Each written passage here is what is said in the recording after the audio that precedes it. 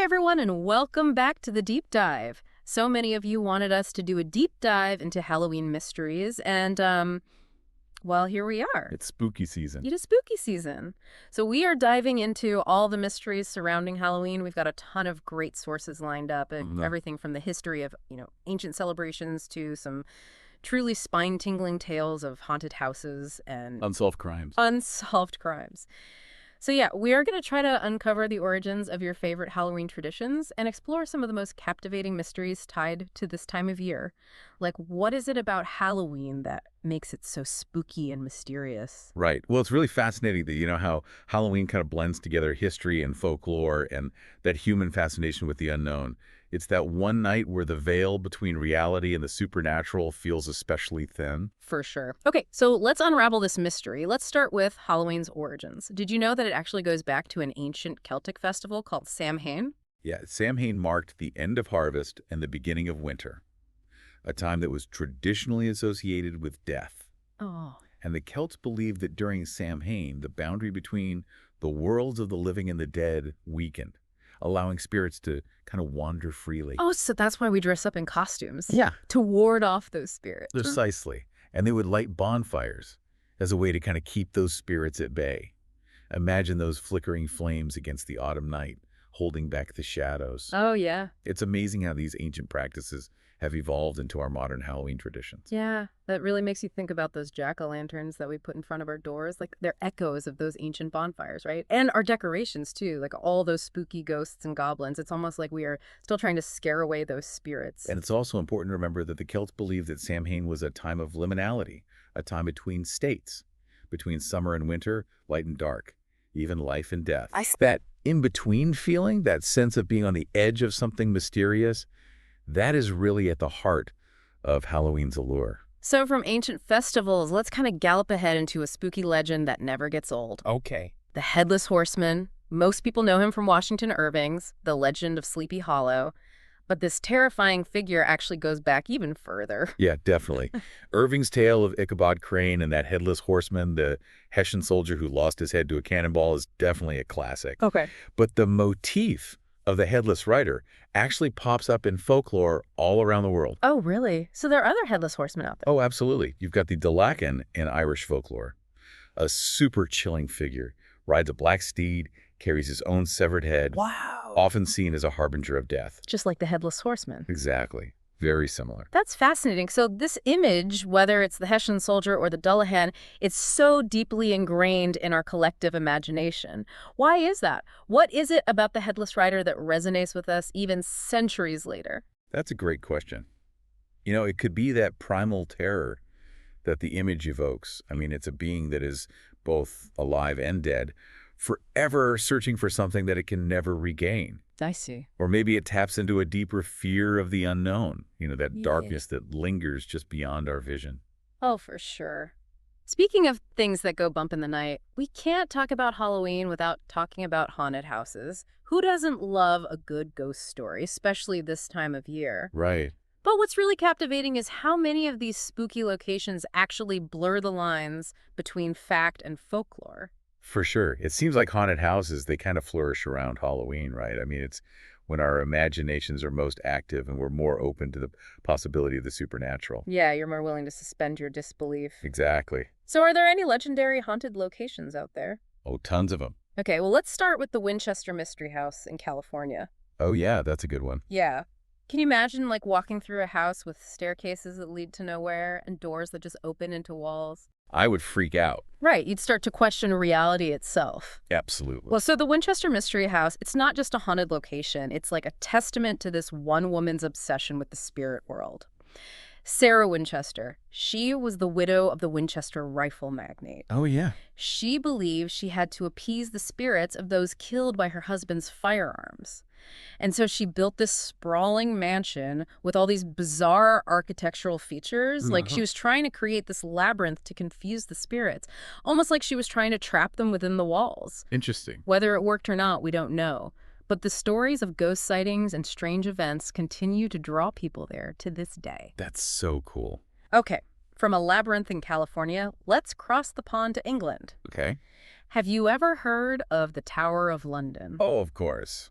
Such a cool place. It's seeped in centuries of history and intrigue and, well, tragedy. Definitely. It's witnessed executions, imprisonments, and just countless other dark events. And those events, they really seem to have left an imprint. The tower is said to be haunted by several ghosts, including Anne Boleyn, Oh, one of King Henry VIII's wives, who met her end within those very walls. wow. I've always been fascinated by stories like that, you know, like these whispers of the past echoing into the present. Right. And visitors and even guards at the tower, they report hearing all these chilling sounds, feeling sudden drops in temperature, even catching glimpses of ghostly figures. Oh, wow, that's creepy. Yeah. Now let's fast forward to a more modern haunted house, the Amityville Horror House in New York. Oh, yeah. This one's got like a chilling true crime element that adds to the mystery. Right.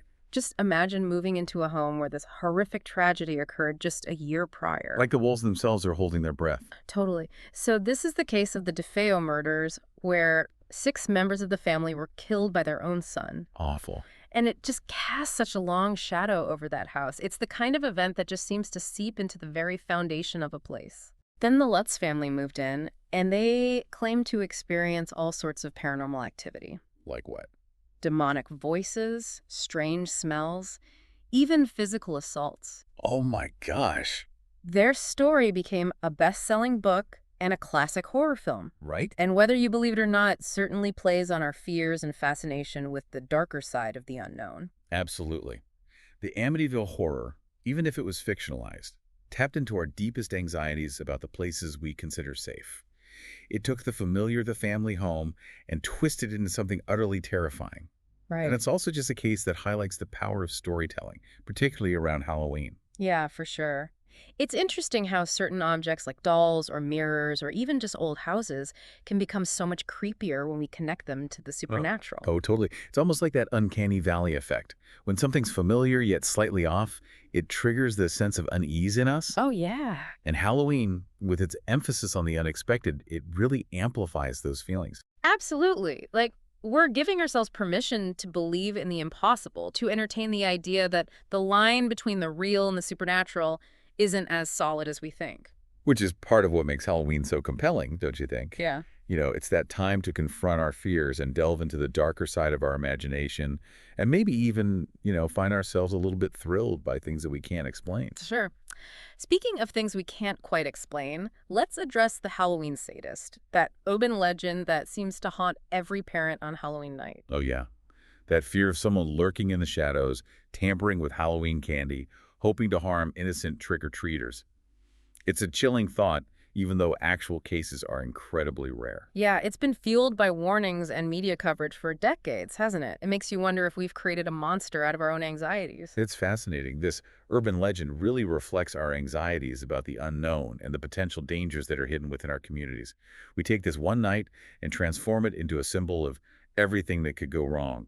Yeah, it's like we're projecting our deepest fears onto this holiday, creating a narrative that, while largely unfounded, continues to shape our behavior and perceptions of risk on Halloween. It's a powerful example of how a story, even if it's rooted in speculation and fear, can have a deep impact on our culture and our lives. Absolutely. But it also speaks to the enduring power of Halloween itself. This holiday where we can confront those fears, play with the boundaries of belief, and embrace the thrill of the unknown. So true. Okay, let's step away from the shadows for a bit and talk about a different kind of mystery, one that's a bit more playful and steeped in superstition. Okay. Have you ever stood in front of a mirror in a dimly lit room and chanted Bloody Mary? Oh, of course. I mean, who hasn't tried that at least once? I have to admit, I tried it a few times as a kid. Did you ever see anything? I was always too scared to actually see anything. Right. But it is fascinating how this ritual, this dare, has become such a staple of Halloween. The legend of Bloody Mary. With its blend of terror and allure, it's a perfect example of how Halloween lets us walk that line between the rationale and the supernatural. Right. But who is she? Is she just a spooky story, or is there like a real person behind the legend? Yeah, that's what's so intriguing, right? There are a couple of historical figures that she might be linked to. Some people believe it's Queen Mary Honor of England, nicknamed Bloody Mary for her persecution of Protestants. Oh, yeah. Others say it could be Mary Worth, a woman accused of witchcraft. Interesting. But the truth remains elusive. And then, of course, there's the scientific explanation Right. that staring into a mirror in dim lighting can create all sorts of illusions. Like our brains are trying to make sense of blurry reflections, and that can lead us to seeing things that aren't actually there. So our own imaginations are playing tricks on us. Exactly. Especially on a night like Halloween when we're already primed for the unexpected. Yeah, you're expecting something to happen, so it's more likely to. Right. It's a perfect example of how science and superstition can coexist. Definitely. But even with like a logical explanation, there's something about the Bloody Mary ritual that still gives me chills. Me too. Okay, from a ghostly figure in the mirror to a malevolent spirit tormenting a family, let's turn our attention to a truly bone-chilling American haunting, the Bell Witch. Okay. This one feels different from your typical ghost story. It does. The Bell Witch legend really stands out because it involves a malevolent spirit that was actively tormenting the Bell family in Tennessee back in the early 19th century. Yeah, and it wasn't just about spooky sounds or ghostly apparitions. This spirit was malicious. It was. This entity, known as the Bell Witch, was downright vicious. Yeah. Physical attacks, whispering threats, creating chaos. It was a nightmare for the family. Oh, wow. John Bell, the patriarch, he was targeted relentlessly, and legend has it that the witch even played a role in his death. Oh, my gosh. What makes it even more intriguing is that the witch supposedly vowed to return after 107 years. That little detail keeps the legend alive and gives it this sense of anticipation. It almost makes you wonder if there's like a timer ticking down somewhere. Right. And we can't forget the influence of the Blair Witch Project, a film that was inspired by the Bell Witch legend. Oh, right. It introduced it to a whole new generation, and it just shows how these older tales can find new life, particularly in a genre like horror that thrives on tapping into our deepest fears. Definitely. And speaking of fear, let's talk about those iconic symbols of Halloween. Black cats and bats.